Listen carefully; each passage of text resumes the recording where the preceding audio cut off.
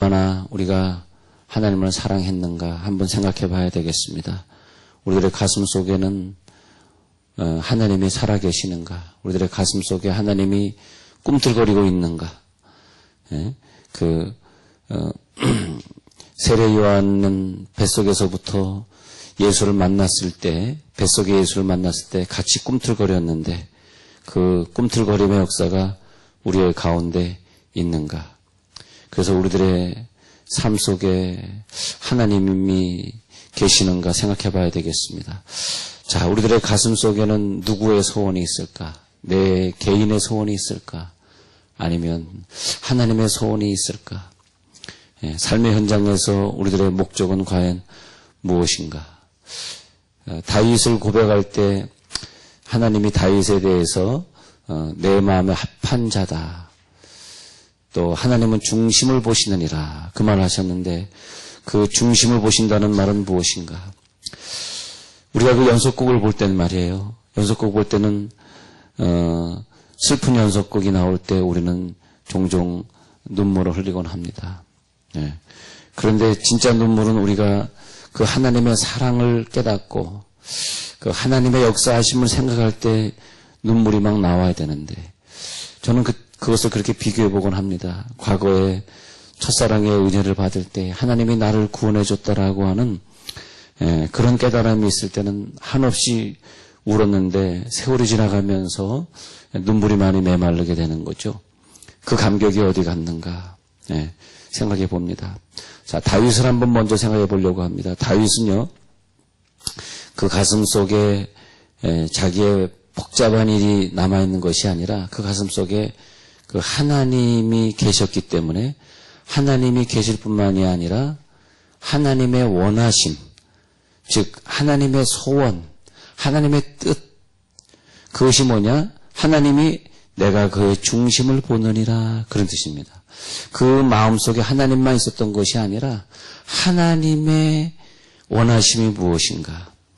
하나님이 나에게 무엇으로 감동하고 있는가? 즉 그의 마음속에는 하나님의 감동만이 가득 차 있었습니다. 그렇기 때문에 오랜 세월 그 자기의 궁궐에 들어오지 못했던 법궤가 들어올 때 바지가 벗겨지는지도 모르면서 춤을 추던 다윗의 모습, 그것은 뭐냐면 진짜 감격과 기쁨이 그 법궤를 모실 때 오직 그의 마음은 하나님의 말씀에 있었기 때문에 그런 것 같습니다. 때로는 모진 시련 속에서 다윗은 하나님의 원하심이 무엇인지를 알았기 때문에 자기의 그 아들에 의해서 궁궐을 쫓겨날 때도 그런 위기를 만날 때에도 시므이가 이 비루한 자여 가거라 하면서 다윗을 갖다가 멸시할 때도 다윗은 항상 그렇게 표현합니다. 내 감정이 거기 표현되는 것이 아니라 야 가만 놔둬라, 이거 하나님이 나에게 절을 시켜서 하라고 하시는 것이다. 항상 하나님의 원하심이 저기에 있었다. 하나님의 원하심이 무엇일까? 그것을 말하고 있는 것입니다. 하나님의 원하심이 무엇인가? 그래서 좀 더 진도를 나가보면은 다윗의 삶은 결코 다윗만의 삶이 아니라 하나님의 그 마음을 품은 삶이었기 때문에 그가 살다가 가는 동안에 세월이 지나가고 또 한 해가 지나가고 또 한 해를 결산하고 또 새로운 날이 되어가고 하는 동안에 그는 그저 하나님의 소원을 이루어드리기 위한 삶이었다라고 하는 것입니다. 아브라함의 예를 한번 보겠습니다. 갈대아울에 살고 있는 아브라함을 하나님이 부르셔서 그의 삶에 하나님이 개입을 하십니다. 하나님이 그의 삶에 개입을 하고 그때부터 아브라함은 75세까지 살고 그 이후에 175세 죽을 때까지 100년 동안은 자기의 삶이 아니라 하나님의 삶이었습니다. 다시 말하면 자기의 감정, 자기의 생각, 자기의 기분파 뭐 이런 게 없었습니다. 그래서 그 삶이 전적으로 하나님의 삶이어야 됐고 하나님의 소원을 이루어 드려야 되는 삶이어야 했습니다. 그래서 그는 하나님께서 원하시면 야 이리로 가라 이리로 갔고 저리로 가라 하면 저리로 갔고 또 이렇게 해라 그러면 이렇게 했고 아 이것이 하나님이 기뻐하시는 삶이구나 그렇게 생각했습니다. 또 다른 사람을 보면은 어떤 사람은 뱃속에서부터 선택을 받은 사람이 있습니다. 야, 얘는 야곱인데 내가 얘를 선택해서 큰 자가 작은 자를 섬기게 하리라. 그렇기 때문에는 그는 살아가는 삶 속에서 많은 고난을 받았다 할지라도 내가 나를 만들어가는 과정이 아니라 하나님이 나를 만들어가는 과정으로, 내가 나를 만들어가고 내가 결정하는 것이 아니라 하나님이 나를 만들어 가시는 과정 속에 자기를 맡겨두었다라고 하는 것입니다. 무엇보다도 저는 이렇게 새해를 앞두고 사도 바울을 많이 생각해 봤습니다. 대체 그 사람은 어떤 사람으로 태어났기에 그렇게 복음의 열정이 있었는가? 예. 그게 복음의 열정이에요.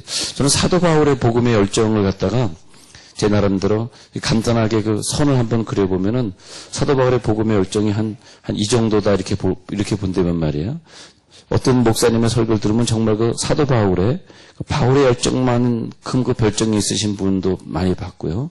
또 어떤 분은 또 좀 그렇지 못한 분도 봤고, 이렇게 이제 또 어떤 성도는 또 그렇지 못한 성도도 봤는데, 예. 내가 이 사도 바울의 열정이 가까이 가 있는가? 참, 내가 그렇지 못하거나 그런 생각을 종종 하곤 합니다. 근데 사도 바울의 열정을 보면은 40에 하나 감암매를 여러 번 맞으면서도 또 3번 태장으로 맞으면서도 수없이 죽음을 경험하면서도 그 시체 가운데 내어 던졌던 그런 사건이 있음에도 불구하고 보면은 갈라디아서 2장 20절에서 오직 내 안에 그리스도께서 사신 것이라. 내가 그리스도와 함께 십자가에 못 박혔나니 그런즉 이제는 내가 산 것이 아니요 오직 내 안에, 이게 참 중요해요. 내 안에 그리스도가 사신 것이라. 이제 내가 그런 가운데서도 육체 가운데 좀 더 남아서 1년을 더 살아야 되는 이유는 나를 사랑하사 나를 위하여 자기 몸을 버리신 하나님의 아들을 믿는 믿음 가운데 사는 것뿐이라. 네, 네. 우리 교회에서도 보면은 좀 젊다 그러면은 아직까지도 자기 이 개인의 생애에 아주 집착해가지고 살아가는 사람이 있는가 하면 처음 가는 날에 그 바울의 신앙으로 우리가 들어가는 것 같습니다. 근데 바울은 뭐냐 하면 나의 삶이 아니라 내 소원을 이루고 내 자녀를 어떻게든 성공시켜야 되는 그런 소원을 이루는 것이 아니라 하나님이 나를 향한 소원이 무엇이 있었겠는가. 그런 바울에게는 와이프도 필요 없고 자식도 필요 없었겠죠. 왜냐하면 자기가 하나님의 소원을 이루어드리는 삶으로 살아가면 되기 때문에 말이에요. 그래서 바울의 가슴, 그 바울의 중심에서는 그 예수님의 피가 철철철 넘쳐 흐르면서 보혈의 은혜가 있었습니다. 어쩌면 우리가 바울의 가슴을 열어본다면 그 속에서 십자가 외에는 찾을 수 없었을 것입니다. 주님이 바울의 가슴 속에 예수님의 소원을 집어넣어 주셨습니다. 네, 그것이 뭐냐면 다른 제자들이 예루살렘에 가시면 당신은 이 띠임자를 이렇게 묶어서 저들에게 넘겨주리라. 당신이 허리띠를 풀러서 이렇게 묶여서 당신이 포승줄에 메어가는 것처럼 당신을 묶은 다음에 로마 사람들에게 넘겨줄 것입니다. 그럼에도 불구하고 묶일 줄 알면서도 예루살렘에 갈 수 있는 그 위대한 믿음, 그것이 뭐냐면 내가 살아가는 삶이 내 삶이 아니라 그 하나님이 원하시는 삶이라고 하기 때문에 그런 것입니다. 불교를 비롯한 수많은 종교가 있는데 많이 열심을 내도 결국은 자기가 원하는 것, 자기를 드러내는 것으로 끝나게 되어 있다는 것이 종교학입니다. 그러나 종교학에서 유일하게 기독교만은 내가 원하는 것을 하는 것이 아니라, 내가 원하는 고행을 하는 것이 아니라 하나님이 원하시는 것을 해드리는 것. 내가 무엇을 하는 것이 아니라 하나님이 무엇을 하느냐. 뭐든지 제가 지금 말하고 싶은 것은 내 생각으로 하려고 하기 때문에 상대방에게 호소가 안 되는 거다는 거죠. 우리가 자녀를 키우더라도 이것이 엄마 생각이고 엄마의 이기주의고 엄마 욕심 때문에 나를 공부시키는 거야. 이렇게 감동이 올 때는 애들이 공부를 안 한다는 거죠. 그러니까 항상 내 마음이 아니고 다른 마음이다라고 하는 거. 나가면 안 되는 거죠. 그러니까 기독교의 밑바탕은 내가 무엇을 원하느냐가 아니라 하나님이 진정 나를 통해서 무엇을 원하느냐. 고린도전서 2장 14절에서 그리고 3장 3절까지 해서 보면은 바울은 3단계 인간을 얘기하는데 첫 번째 인간은 육의 사람이다. 그래서 육의 사람. 육의 사람은 뭐냐면 하나님을 모르는, 하나님이 없는 사람. 그들의 삶 속에서는 하나님이 무엇을 원하느냐는 중요하지 않습니다. 또 무엇이 진리냐는 별로 중요하지 않기 때문에 철저하게 자기 소견대로 살아가는 거죠. 자기 생각대로. 그런데 거기에 나오는 두 번째 사람은 육의 사람이 아니라 육에 속한 사람. 육에 속한 사람은 뭐냐 하니까 크리스찬이긴 크리스찬이라고 말을 하는데 교회는 다니고 있는데 하나님이 무엇을 원하는가는 없고 교회는 다니면서도 물론 가끔은 이거 하나님 원하는 거 아니지. 가끔은 생각은 합니다. 가끔은 생각은 하지만 그러나 결정적인 순간에 하나님이 원하시는 것이 아니라 자기의 원하심으로 살아가시는 분들. 근데 세 번째 사람을 바울은 영에 속한 사람. 자, 다시 정리해 드릴게요. 1번은 육의 사람, 불신자. 2번은 교회 다니면서 하나님의 생각을 가끔 물어보는 사람. 그 사람은 육신에 속한 자. 세 번째는 영에 속한 자. 영에 속한 자는 그 가슴에 하나님의 원하심을 품은 자. 하나님이 원하신다면 내가 이것을 하리라. 하나님의 원하심. 중요한 것은 하나님의 것입니다. 그렇기 때문에 하나님이 그들을 사실은요, 하나님의 역사 속에 중요한 사람으로 보고 우리가 1년 동안 어떤 일을 했는지, 내가 하나님의 원하심으로 살아왔는지, 그래 새해에도 네가 이제 하나님의 원하심으로 살아라. 하나님의 그 원하심을 전라도 사투리를 좀 써서 본다면 전라도 사투리의 이런 말이 참 좋은 것 같아요. 저는 뭐 고향은 전라도 아닙니다만 하나님의 소원을 내 가슴에 보듬은 사람. 할렐루야. 내 가슴에 보듬고 여러분 있습니까? 오늘 이 시간에 연말에 하나님이 나에게 무엇을 원하시는지 그것을 가슴에 보듬고 있냐 이거예요. 그래서 우리가 내 삶의 현장, 내 가정, 내 자녀를 키우고 뭐 이런 삶의 현장 속에서 목적이 무엇이냐는 거죠. 예. 진짜로 민영화만을 반대하는 목적으로 했으면 참 좋았을 텐데 저는 민영화 반대 입장입니다. 왜냐? 민영화가 된다는 것은 여러분들의 전체적으로 우리나라 물가가 오른다는 뜻입니다. 네, 힘들어지는 거예요, 사실은요. 그것 때문에 사실은 저렇게 싸우고 있는 건데 바보처럼 민영화만 얘기해야지 자기네 월급까지 얘기해버리니까 그러니까 어필이 안 되는 거죠. 사람은 참 그렇게 미련해요. 왜 미련한지 아세요? 자기 개인의 이속을 차리니까 미련해지는 거예요. 자기 개인의 이속을 안 차리면 사람은 지혜로워지는 거예요, 상당히. 그렇죠? 항상 제가 말하고 있는 목표는 뭐냐 하니까 내가 이루고 싶은 것, 내가 가고 싶은 것, 내가 추구하고 싶은 것, 내가 하고 싶은 것이기 때문에 하나님 도와주세요. 그러니까 그 목소리에 힘이 실어지질 않더라고요. 결국은 내 인생이 한 해 동안 무엇을 위해 살았는가 하니까 자기 문제 때문에 허덕이고 살았다. 한번 생각해 보세요. 1년을 결산하면서 내가 무엇 때문에 내가 이렇게 허덕이고 살았는가? 내가 월급 때문에 살았는가? 우리가 대모를 하고 뭘 하더라도 말이에요. 그것이 역동적이어야 되고 막 힘이 넘쳐야 되고 막 그냥 기운이 펄펄 나야 되고. 응? 할렐루야. 우리가 생각할 때 말이에요. 내가 내 자녀를 키우고 그래서 내 자녀라는 의식이 없어야 되더라고요. 내 자녀. 근데 우리가 자녀를 바라보면서도 자녀들이 자라갈 때에 하나님의 원하심을 저들을 통해 발견할 수 있을까? 정말 저들의 가슴속에 하나님의 원하심으로 저들이 살아가고 있는가? 아니면 내 원하심으로 저들이 살아가고 있는가? 자, 삼손 예를 또 한번 들어볼게요. 오늘 성경에 들어가기 전에 제가 삼손 얘기까지 또 해보고요. 삼손은 뭐냐 하면 하나님이 그렇게 많은 재능을 주시고 힘을 주셨는데도 불구하고 그 엄청난 능력을 가지면서도 자기 문제에 허덕이다가 한 사람이에요. 자기 문제. 1년을 살았는데 내 문제 때문에 살아갔더라. 그런 거죠. 그래서 보면은 우리 가정에, 우리의 사업장에, 우리의 가정에도 그렇고, 우리의 사업장도 그렇고, 우리 교회도 그렇고, 하나님의 가슴을 품으시길 간절히 바랍니다. 내 사업을 하면서 하나님 내 사업장에서 하나님의 가슴을 품는 사업장이 되게 하소서. 내 교회가 그저 하나님의 기뻐하시는 하나님의 원하심, 하나님의 소원을 품는 그런 교회가 되게 해 주옵소서. 우리가 예수를 믿는다 할 때 예수님 나 이거 해야 되니까 내가 이거 결정했으니까 좀 도와주세요. 이것은 뭐라 그래요? 예수님을 방법으로 사용한다 그렇게 표현해요. 자, 방법이다 목적이다 그런 말을 할 때 예수님을 도구로 사용해, 방법으로 사용해. 나 이번에 아들을 하나 낳아야 되는데 이번에 의사가 그러는데 뱃속에 낳아야 딸이라 그럽니다. 자, 하여튼 우리는 생각할 때 예수님 내가 이거 결정했으니까 나를 도와주세요. 그것은 뭐예요? 예수는 나의 방법이에요. 그러나 성경은 그렇게 말하고 있지 않습니다. 예수님은 나의 목표가 되어야지, 목적이 되어야지 방법이 되면 안 된다. 오늘 호세아를 한번 보려고 합니다.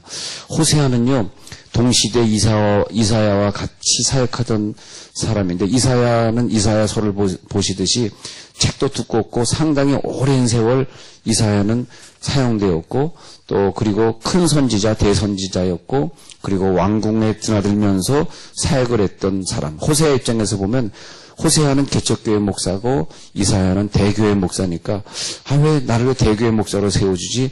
나를 왜 개척교회 목사로 세우셨습니까? 근데 호세아는 이건 내가 대교회 목사야지 이렇게 개척교회 목사를 해야 되는가 하고 괴로웠겠죠. 그런데 하나님의 마음을 알게 됐는데 호세아 1장의 2절에 가서 보니까 여호와께서 처음 호세아에게, 이거 굉장히 감동적이에요.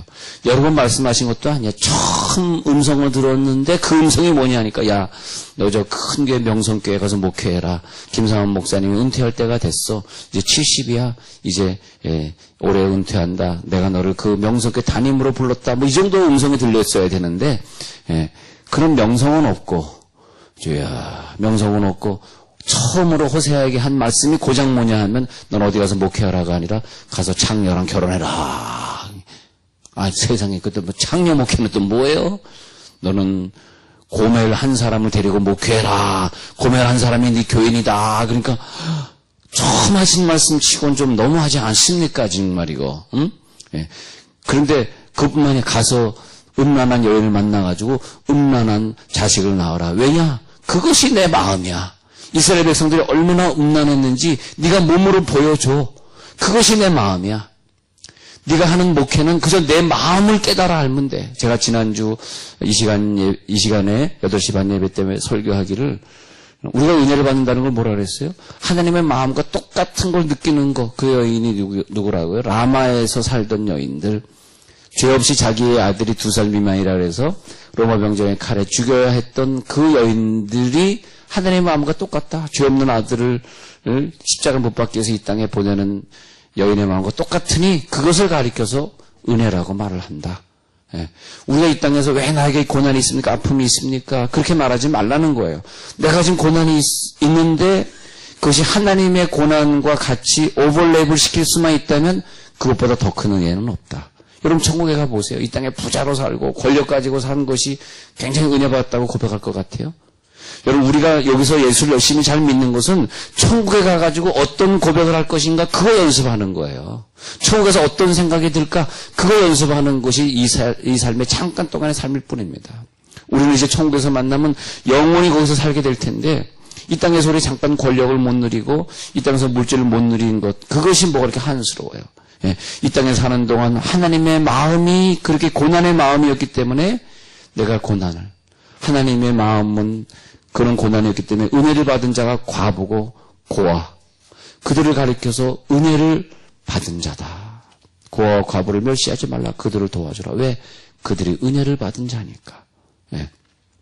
약한 자를 들어서 강한 자를 부끄럽게 하시. 약한 자가 갑자기 강한 자를 공산주의를 만들어서 강한 자를 뒤엎는 마르크스의 주의를 말하는 것이 아니에요. 약한 자를 들어서 강한 자를 부끄럽게 한다는 걸 그런 사람들이 성경을 인용하지만 그런 말을 하는 것이 아니에요. 약한 자는 영원히 약할 뿐입니다. 강한 자가 되지 않습니다. 그러나 천국에 가서 약한 자는 강한 자보다 더 자랑스러울 거예요. 왜? 하나님처럼 살았으니까. 하나님이 자식을 내어주기까지 약한 자로 살았으니까. 호세아야 하나님의 아픔이다. 이것이. 예수 그리스도를 이 땅에 십자가로 보내야 되는 그 하나님의 아픔이다. 그 아픔을 네가 겪어봐야 된다. 이 백성들이 그렇게 음란하고 하나님을 숭배하지 아니하고 우상을 숭배한 이 마음을 알기 위해서 네가 고멜과 결혼해가지고 그들과 음란한 자식을 낳아야 된다. 왜? 하나님의 마음, 하나님의 소원을 네가 이루어드리는 삶을 사는 것. 그것이기 때문이다. 여러분, 하나님의 원하심을 보듬고 한 해를 달려가 보시기 바랍니다. 가슴속에 하나님의 소원 때문에 울어보고 하나님이 아프셨기 때문에 아파보고 우리의 삶을 통해서 하나님이 보여지고 내가 깨달아지기 때문에 다른 사람들이 나를 볼 때 하나님을 알게 되고 내 소원이 아니라 하나님의 소원을 이루고 가는 부모의 모습. 내 가슴속에 하나님의 소원 때문에 내가 오늘 결정하고 또 내년에 내가 이렇게 살아야 되겠구나. 하나님의 원하심, 하나님의 소원 이것이 품어질 때 우리의 삶에 진정한 가치가 있는 것입니다. 보이지 않는 하나님이 나를 통해서 보여지길 원하고 내가 다른 사람보다 남다른 은혜를 입었다면 하나님의 소원이 남이 받은 은혜와 달리 나에게 머물고 있다는 것. 그 소원을 가슴에 안았기에 힘들어도 부끄럽지 않고 열등의식 느끼지 않고 이것이 바로 하나님의 소원이구나. 내가 무엇을 하든지 이제 내년도에는 하나님의 소원을 이루리라. 오늘도 그런 마음을 가지고 승리하시길 간절히 축원합니다.